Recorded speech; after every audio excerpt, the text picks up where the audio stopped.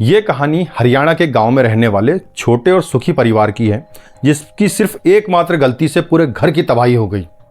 तो आइए जानते हैं क्या है ये पूरी कहानी। नमस्कार, आदाब और सत श्री अकाल दोस्तों। अभिवादन स्वीकार कीजिए आप IK3 का। मैं बात कर रहा हूँ हरियाणा के एक छोटे से गांव की, जहाँ पे 19 मार्च 2018 की सुबह कमलप्रीत कौर अपने पति हरजिंदर से ये कहकर घर से निकलती है कि उसके मायके में किसी की तबीयत खराब है, इसलिए वो अपने बेटे राहुल को साथ लेके जा रही है। पत्नी की ये बात सुनकर हरजिंदर ने भी कहा, ठीक है चली जाओ, ज़्यादा कोई परेशानी वाली बात हो तो मुझे फ़ोन कर देना, मैं वहाँ पहुँच जाऊँगा। पत्नी ने भी कहा कि मुझे ज़रूरत होगी तो मैं बिल्कुल फ़ोन कर दूंगी, आप बिल्कुल भी चिंता मत करना, वैसे भी मैं 2 दिन में वापस आने वाली हूँ। मूल रूप से पंजाब के जिला पटियाला के गांव बल्लोपुर की रहने वाली कमलप्रीत करीब 12 साल पहले जब वो 19 बरस की थी, तब उसकी शादी हरियाणा के गांव गड़ौली के रहने वाले हरजिंदर से हुई। ये गांव जिला अंबाला के तहसील नारायणगढ़ के तहत आता है। शादी के ठीक 1 साल बाद कमलप्रीत ने अपने एक बेटे को जन्म दिया, जिसका नाम इन्होंने राहुल रखा। हरजिंदर का अपना खेती बाड़ी का काम था, जिसमें वो सारा दिन व्यस्त रहता था। कमलप्रीत भी घर में रहते हुए चूल्हे चौके से लेकर हर काम को संभाले हुई थी। जो भी था सब कुछ बड़े आराम से चल रहा था, और तो और पति पत्नी में प्यार भी बहुत था। दोनों में अच्छी अंडरस्टैंडिंग थी और दोनों ने अपने बच्चे का भी बड़े सलीके से ध्यान रखा हुआ था। पति की निगाह में कमलप्रीत एक सुलझी हुई और मेहनती औरत थी, जो ससुराल के साथ साथ अपने मायके वालों का भी पूरा ध्यान रखती थी। सुख दुख में अपने रिश्तेदारों के साथ अकेले ही आया जाया करती थी। कुल मिलाकर बात यह थी कि हरजिंदर को अपनी पत्नी की तरफ से कोई चिंता नहीं थी। इसलिए जब 19 मार्च को अपने बेटे के साथ मायके जाने के लिए अकेले निकली तो हरजिंदर ने उसे बड़े आराम से जाने दिया। और वैसे भी काफ़ी दिनों से राहुल पिता से कहीं घुमा ले जाने की जिद कर रहा था। पिता ने भी उससे पक्का वादा किया था कि वो उसके इम्तिहान खत्म होने के बाद उसे 2 दिन के लिए शिमला लेके जाएगा। मगर पेपर खत्म होने के अगले ही दिन उसे अपनी मम्मी के साथ नानी के घर जाना पड़ा। उस रोज शाम के समय हरजिंदर ने अपनी पत्नी को यूं ही रूटीन में कॉल करके पूछा कि हाँ कमल, पहुंचने में कोई परेशानी तो नहीं हुई तुम्हें? बल्लेपुर पहुंचकर तुमने मुझे अभी तक फोन नहीं किया। कमलप्रीत ने जवाब दिया कि वो ऐसा है कि मैं अभी बल्लेपुर पहुंच नहीं पाई हूं। कमलप्रीत बोली तो उसकी आवाज में हकलाहट थी। पत्नी की ऐसी आवाज सुनकर हरजिंदर को थोड़ी घबराहट होने लगी। उसने पूछा कि जब तुम बल्लेपुर नहीं पहुंची तो फिलहाल कहाँ हो तुम? अभी मैं शहजादपुर में हूं और किसी जरूरी काम की वजह से मुझे यहाँ पे रुकना पड़ा। कमलप्रीत ने पहले वाले लहजे में जवाब दिया, शहजादपुर में ऐसा क्या काम पड़ गया तुम्हें कि तुम्हें यहाँ पे रुकना पड़ा? सब ठीक तो है ना? बताओ, अगर कोई परेशानी है तो मैं वहां पे आ जाता हूँ। पत्नी ने जवाब दिया कि सब ठीक है, घबराने जैसी कोई बात नहीं। अच्छा, फिलहाल मैं थोड़ा बिजी हूँ, मैं जैसी फ्री होती हूँ मैं आपको कॉल बैक करती हूँ। इतना कहकर कमलप्रीत ने फोन को डिस्कनेक्ट कर दिया। लेकिन हरजिंदर की घबराहट जैसे कम होने का नाम ही नहीं ले रही थी। उसने कमलप्रीत के नंबर को दोबारा डायल किया, तब तक कमल का नंबर बंद हो चुका था। अचानक ये सब हो जाने से हरजिंदर का फिक्रमंद हो जाना लाजमी था। कुछ नहीं सूझ रहा था उसे। उसी समय उसने अपने ससुराल के लैंडलाइन नंबर पर फ़ोन किया, लेकिन यहाँ से जो उसे जानकारी मिली उससे उसके पैरों तले ज़मीन ही सरक गई। ससुराल वाले ने उससे बताया कि यहाँ पर कोई बीमार नहीं है और कमलप्रीत के भी यहाँ आने की हमें कोई जानकारी नहीं है। अब हरजिंदर के लिए 1 मिनट भी रुक पाना संभव नहीं था। उसने अपनी मोटरसाइकिल उठाई और शहजादपुर की तरफ रवाना हो गया। रास्ते भर वो कमलप्रीत को फ़ोन मिलाता रहा, लेकिन हर बार उसे सिर्फ स्विच ऑफ मिल रहा था फ़ोन। आखिरकार वह शहजादपुर पहुंच गया। पत्नी और बच्चे की तलाश में उसने गांव का चप्पा चप्पा छान मारा, मगर पत्नी और बेटे राहुल के बारे में उसे कोई जानकारी नहीं मिली। पूरा दिन तलाश करने के बाद वो मोटरसाइकिल उठा के अपने ससुराल बल्लेपुर चला गया। कमलप्रीत को लेकर वहाँ भी सब परेशान हो रहे थे। इसके बाद हरजिंदर सिंह और उसके ससुराल वालों ने कमलप्रीत और उसके बेटे राहुल की युद्ध स्तर पर तलाश शुरू कर दी, मगर दोनों के बारे में किसी को कोई जानकारी नहीं मिल पाई। 19 मार्च 2018 का पूरा दिन निकल गया और साथ ही साथ पूरी रात भी गुजर गई। 20 मार्च की दोपहर तक तलाश करने के बाद भी जब इन लोगों को निराशा हाथ लगी तो हरजिंदर शहजादपुर थाने पहुंच गया। थाना प्रभारी शैलेंद्र सिंह को उसने पत्नी और बेटे के रहस्यमय तरीके से गायब हो जाने की जानकारी दे दी। थाना प्रभारी ने भी कमलप्रीत और उसके बेटे की गुमशुदगी की रिपोर्ट दर्ज कर ली और पुलिस ने भी माँ और बेटे को ढूंढने की कार्रवाई शुरू कर दी। देखते ही देखते इस बात को पूरा हफ्ता गुजर गया, मगर इस मामले में कुछ भी सफलता नहीं मिल रही थी। बात है 26 मार्च 2018 की। थाना प्रभारी शैलेंद्र सिंह उस वक्त अपने ऑफिस में ही थे। तभी एक अधेड़ उम्र के शख्स ने उनके सामने आकर दोनों हाथ जोड़ते हुए बड़े दयनीय भाव से कहा कि साहब, मेरा नाम ओम प्रकाश है और मैं यमुनानगर में रहता हूँ। जी कहिए, शैलेंद्र सिंह ने उससे कहा। तो उस वृद्ध ने कहा कि साहब अब मैं क्या बताऊँ, एक बड़ी भारी मुसीबत में मुझ पे और मेरे परिवार पर आ गई है। साहब, मेरा एक भांजा है नीटू, उसकी उम्र है लगभग 21 साल। किसी बात पर उसका एक औरत से झगड़ा हुआ और हाथापाई में वो औरत मर गई।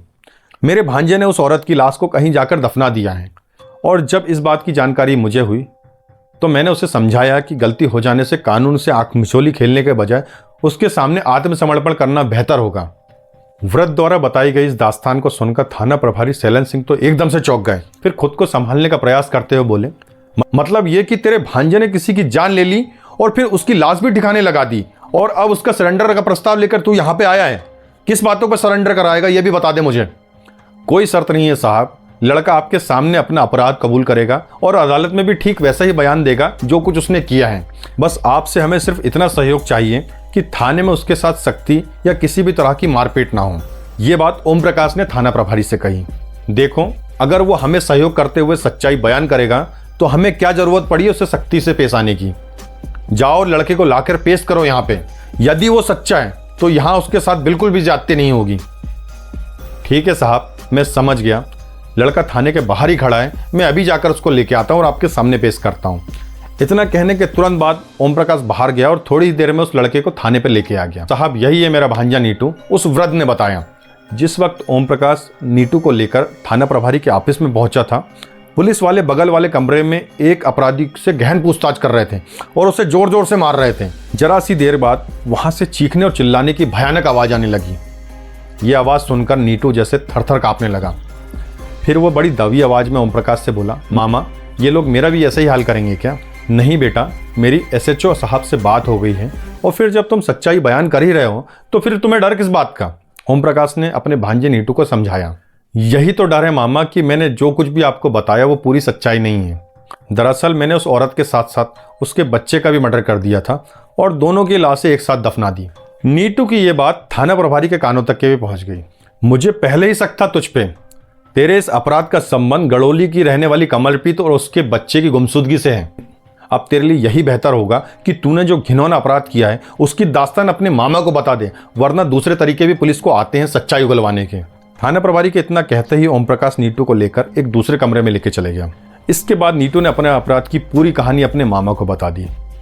नीटू के बताने के बाद ओम प्रकाश ने सारी कहानी एज इट इज थाना प्रभारी को भी बता दी। थाना प्रभारी ने ओम प्रकाश के बयान दर्ज करने के बाद उसे घर भेज दिया और नीटू को गिरफ्तार कर उसे अदालत में पेश कर 2 दिन की पुलिस रिमांड पर ले लिया। रिमांड की अवधि में उससे व्यापक पूछताछ की गई। इस पूछताछ में उसने जो कुछ भी पुलिस को बताया, उस अपराध की एक सनसनी कहानी कुछ इस तरह सामने आई। बात करीब 1 साल पहले की है। अपने एक रिश्तेदार की शादी समारोह में शामिल होने के लिए कमलप्रीत अकेले ही नारायणगढ़ के बड़ा गांव गई हुई थी। चूंकि वहां पे डीजे बज रहा था और कमलप्रीत को डांस करने का बड़ा शौक था, इसलिए रिश्तेदार की शादी में कमलप्रीत झूम झूम के नाचने लगी। इस डांस के बाद दोनों एक साथ बैठकर बतियाने लगे। लड़के ने अपना नाम सुमित उर्फ नीटू कहते हुए ये बताया कि वो शहजादपुर का रहने वाला है, मगर बड़ा गांव में किराए का कमरा लेकर कॉम्पिटिटिव एग्जाम की तैयारी कर रहा है।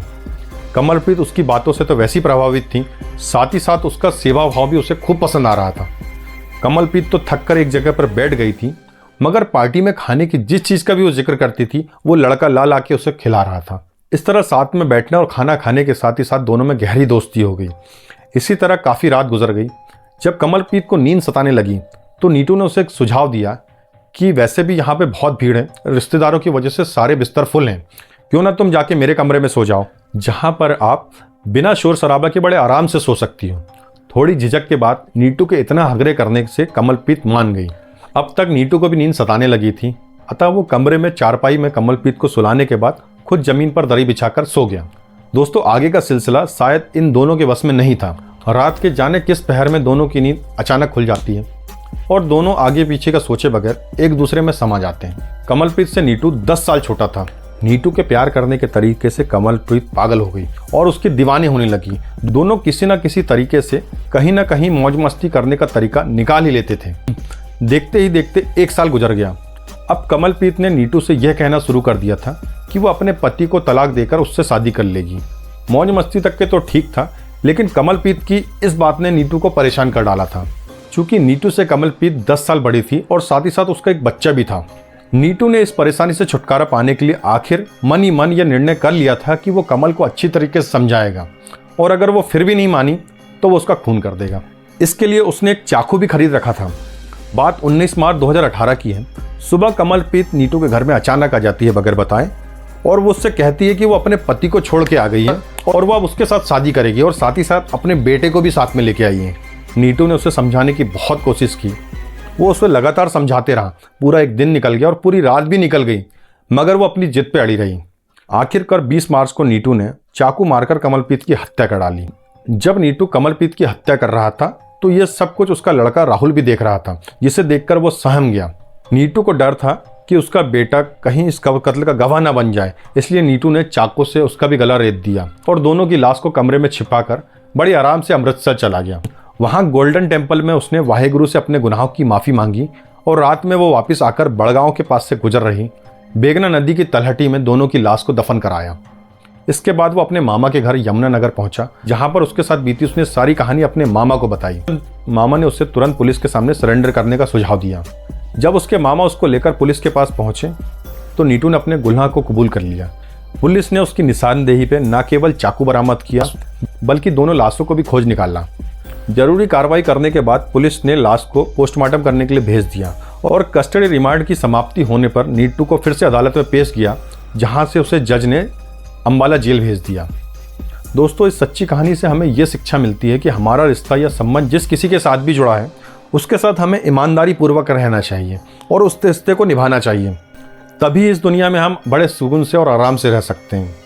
और ज़्यादा प्यार पाने के चक्कर में हमेशा अनहोनी की संभावना होती रहती है। दोस्तों, ये सच्ची कहानी आपको कैसी लगी कमेंट बॉक्स में ज़रूर बताएं। आपका दोस्त, आपका होस्ट अपने शब्दों को विराम देता है दोस्तों, और कल मिलते हैं एक नई कहानी के साथ। तब तक अपना ध्यान रखिए। जय हिंद, जय भारत।